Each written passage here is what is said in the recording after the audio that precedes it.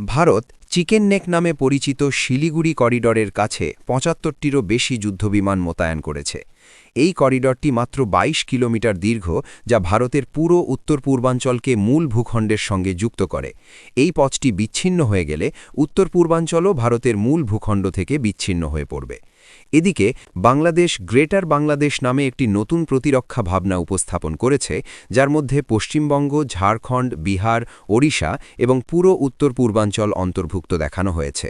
অন্যদিকে শিলিগুড়ি করিডর থেকে মাত্র ৮০ কিলোমিটার দূরে চীনের চুম্বি উপত্যকায়ও দেশটি তার সামরিক উপস্থিতি বাড়াচ্ছে।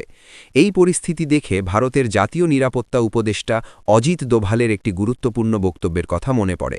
একটি ভুল সিদ্ধান্তেই এই ২২ কিলোমিটার প্রশস্ত করিডর ২২০ কিলোমিটার হয়ে যেতে পারে।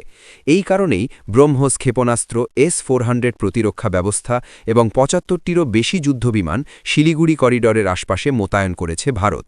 এছাড়া কিশনগঞ্জ ও পূর্ণিয়ার আশপাশে নতুন বিমান চলাচল পথও নির্মাণ করা হচ্ছে।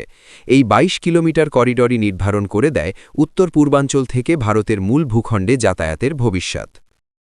নতুন সব খবরের জন্য চ্যানেলটির সাথে থাকুন এবং বেশি বেশি লাইক, কমেন্টস ও শেয়ার করুন।